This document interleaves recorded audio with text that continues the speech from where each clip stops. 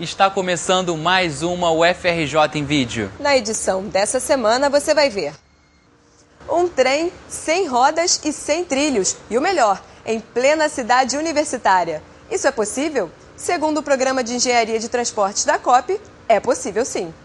Trabalho infantil e crianças fora da escola. Essa é uma dura realidade. Mas mesmo assim, elas não deixam de sonhar, como o professor Beto Novaes mostra em seu filme Conversas de Crianças. Com remédio não se brinca, mas as bulas são complicadas e muitas vezes na hora de tomar bate aquela dúvida. Na próxima vez que isso acontecer, consulte o Centro Regional de Informação sobre Medicamentos. Ciência, arte e cultura estão entre os temas dos eventos que o Circuito UFRJ traz para você. É o que você vê agora na UFRJ em Vídeo.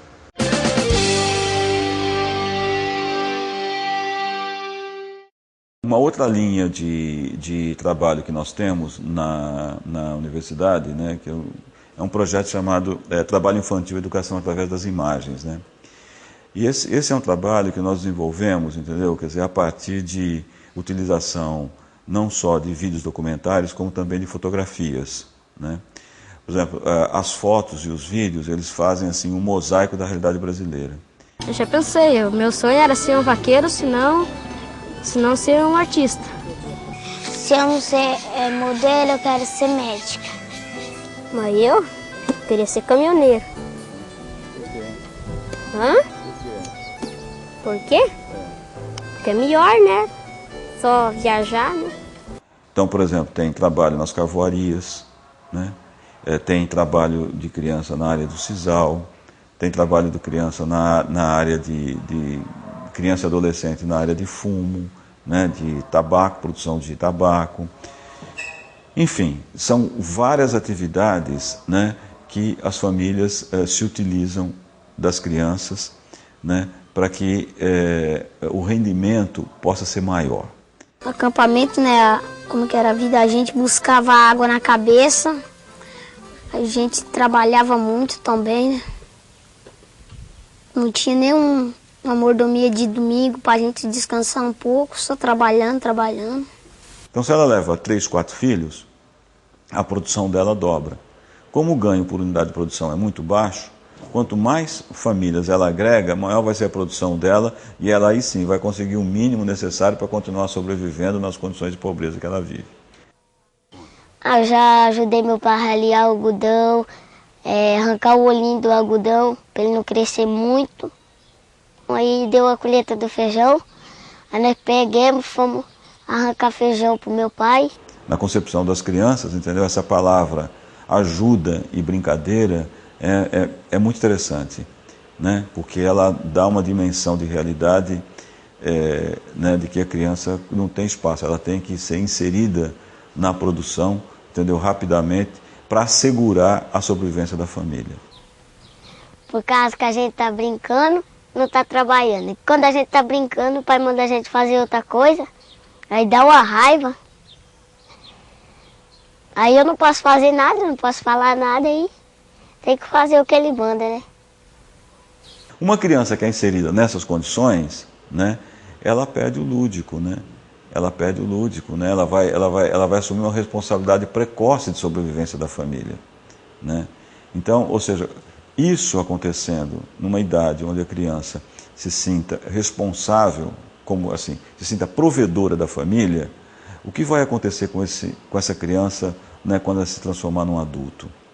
Que ela não viveu aquele período, né, do lúdico, a oportunidade de estudo, a oportunidade de ir para a escola, ou se vai para a escola, vai como atividade secundária, porque o fundamental é a sobrevivência da família.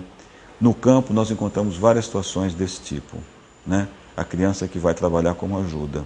No caso da cidade, você vai ter crianças cumprindo tarefas e mandados e coisas associadas a situações absolutamente precárias. Então, se você vai ao centro da cidade, que é aquela vitrine de tipos e ocupações, né, que João do Rio fala tão bem ainda no começo do século, né, as profissões, caminhando pela rua, o que ele encontra em termos de profissões. E um exercício interessante para quem gosta de caminhar pelo Rio é encontrar ali as crianças em situações mais diversas, né? É muito comum encontrá-las entregando papéis de toda a ordem, associadas a serviços, associadas a a pequenos produtores, fazendo o trabalho de boys, também em condições precarizadas.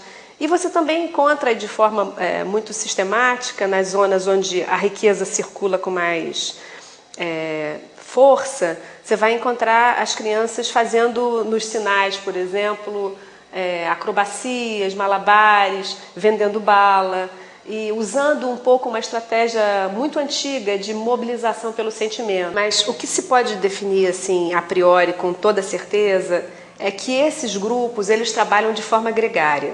Seja porque eles estão entre amigos, seja porque eles estão entre familiares. E esse entre amigos, tanto pode ser por uma origem geográfica comum, são todos de Pilares, são todos da Baixada Fluminense, ou são todos de uma mesma vizinhança, ou se encontraram naquele ambiente já por algumas vezes e constituíram ali uma comunidade.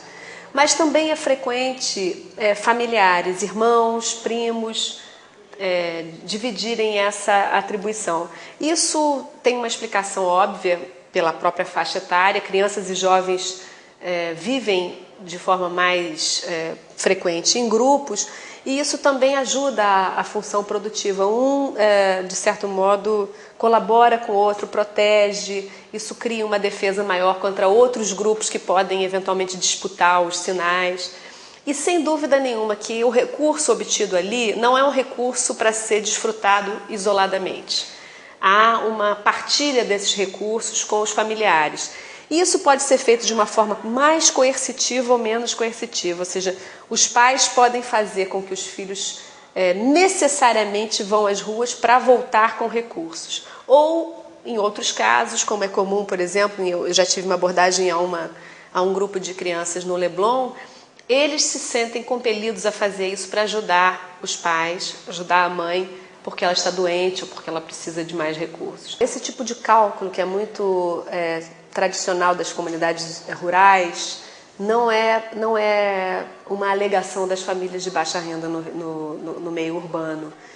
O fato de haver famílias extensas não se traduz num cálculo, não é resultado de um cálculo de que quanto mais filhos, mais possibilidade da reprodução da vida, da força de trabalho. Não é por essa razão que se tem mais filhos. E, na verdade, o que se observa em termos de configuração familiar é um decréscimo do número de filhos também nos setores de baixa renda, nas cidades, e cada vez mais uma configuração monoparental em relação às famílias de rua. O perfil das crianças que vivem na rua é muito diversificado. Você tem ali jovens que estudam num turno e trabalham em outro. Você tem jovens que estão próximo do lugar de moradia e descem para buscar um recurso sazonal, ou um recurso emergencial e retornam. Você tem jovens que já estão mais vinculados à rua, com a relação mais esgarçada com a família de origem, e por isso permanecem mais tempo na rua. Esse tipo de jovem que transita pelos abrigos, pelos serviços de proteção às crianças em situação de risco, são os mais afetados pela drogadição, são os mais, em geral, envolvidos com situações de infração, e também, por sua vez, mais vulnerabilizados pela própria exposição ao risco, pela própria condição de moradia na rua. O que predomina nas crianças em situação de rua é o vínculo com uma referência de origem. As crianças vêm e voltam. Essa ideia de que as crianças que habitam as ruas, moram nas ruas, não é uma informação que deve ser generalizada, não é um dado que deve ser generalizado.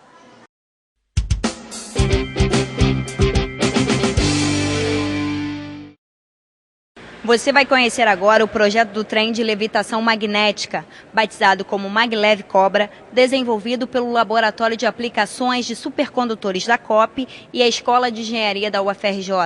A nossa proposta é um veículo que levita, ele não precisa de roda e não precisa do trilho convencional. Não tem mais o truque que é convencional de uma locomotiva. O fato da gente se libertar da necessidade do atrito de roda com o trilho, que é o convencional de um transporte ferroviário ou rodoviário, os que nós estamos acostumados, é que você tem um sistema de transporte mais silencioso, que vai te permitir a subida de rampas mais íngremes e também trajetórias com raios menores do que usualmente se consegue com um veículo como um VLT. A ideia de fazer veículos levitando tem mais do que 40 anos, é antiga. E agora, a tecnologia que nós estamos propondo, baseada em supercondutores, ela é realmente nova, porque na ocasião que esses supercondutores de elevada temperatura crítica foram desenvolvidos, isso foi por volta de 1987, a Alemanha e o Japão, que são os dois países mais avançados na tecnologia maglev, já estavam bastante avançados com as pesquisas deles, que usam outros princípios de levitação, que são chamados de eletrodinâmico e eletromagnético. E a tecnologia usando supercondutores tem grande vantagem, principalmente no que diz respeito à estabilidade do veículo. A ênfase que nós demos na questão nacional da tecnologia foi no desenvolvimento do veículo. O veículo ele tem características inovadoras, ele tem um design que ele se assemelha a uma cobra, a uma serpente, né? Ele é capaz de fazer curvas de raio muito apertado, raio de 30 metros. Então esse sistema ele consegue operar dentro das vias urbanas sem grandes problemas. É possível aproveitar os canteiros centrais das avenidas. Por exemplo, você pode sair da Ilha do Governador, atravessa, sai do aeroporto, né, Tom Jobim, vem pela Ilha do Governador, entra na cidade universitária, segue aproveitando a faixa da linha amarela até o metrô. Então essa é a alegação do metrô de Del Castilho até o UFRJ levaria 5 minutos e resolveria um problema sério de chegada e saída da ilha, porque as pessoas que se utilizam do metrô teriam um outro metrô, agora de levitação magnética, que estaria atravessando aqui a Ilha do Fundão. Essa nossa proposta está orçada em 4 milhões de reais, o que para transporte de passageiro de massa é barato. Para você ter uma ideia, o custo do metrô é de 100 milhões de reais por quilômetro, o do metrô do Rio de Janeiro. O de São Paulo é 300 milhões de reais por quilômetro. Nós estamos pedindo 4 milhões para fazer os primeiros 100 metros. Digamos que fosse 1 quilômetro, se fosse um aumento linear, ficaria em 40 milhões. Mas o aumento de custo não vai ser linear, porque os primeiros 100 metros são os mais difíceis. Os outros vão ser mais fáceis. Falta agora os políticos, né,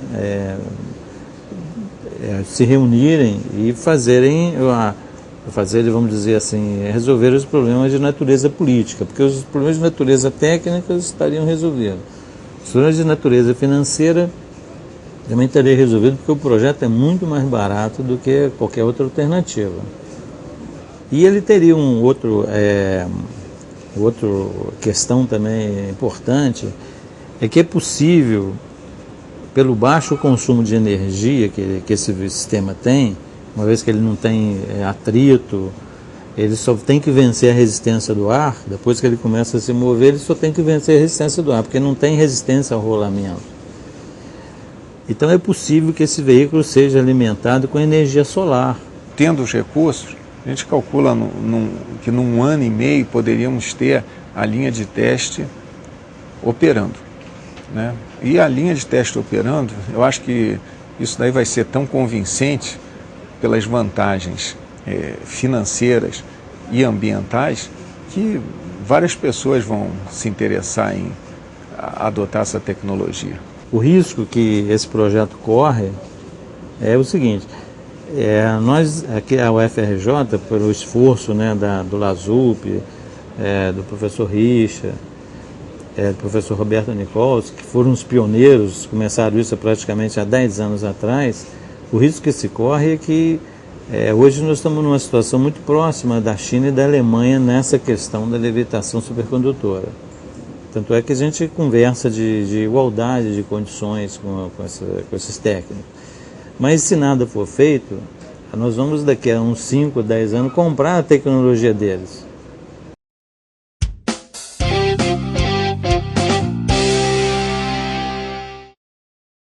Se você é profissional da área de saúde ou usuário de medicamentos e tem dúvida com relação a algum remédio, pode procurar o CRIM. Esse Centro Regional de Informação de Medicamentos fica na farmácia universitária da UFRJ. O serviço é gratuito e pode ser feito pela internet, telefone e fax. O CRIM recebe qualquer tipo de solicitação, dúvidas sobre medicamentos, via internet, por e-mail. Nós temos uma ficha que está na página da farmácia universitária. Essa ficha é preenchida e nos é enviado, e logo que seja possível a resposta é fornecida. Ou então pelo telefone 2562-6619 ou por fax 2260-7381. O Centro de Formação de Medicamentos do Rio de Janeiro surgiu em 1996 por um acordo de cooperação técnico-científica da Faculdade de Farmácia da UFRJ com o Conselho Regional de Farmácia do Rio de Janeiro. Isso porque havia uma preocupação muito grande nessa época com relação ao uso indiscriminado de medicamento. Então a perspectiva da construção dos centros seria informar a população geral e também a população de prescritores e dispensadores, enfim, dos profissionais da saúde que fazem a interface da sua atividade com o medicamento, em promover o uso racional do medicamento por meio de uma informação técnico-científica idônea e rápida.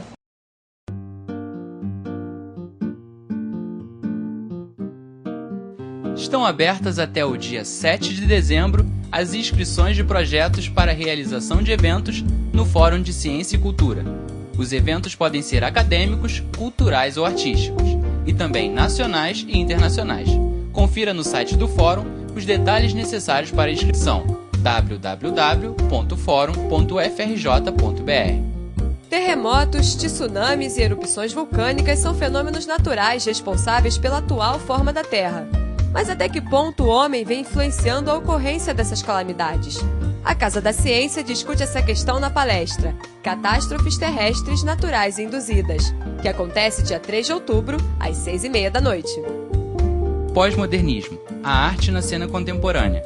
É o nome do curso que o Centro de Letras e Artes realiza a partir do dia 3 de outubro. As aulas acontecem todas as quartas-feiras até o dia 14 de novembro. O curso é gratuito e aberto a toda a comunidade da UFRJ. Podem participar também pessoas de fora da universidade que tenham o 2º grau. O curso acontece no Salão Azul do prédio da Reitoria, de 2 às 5 da tarde.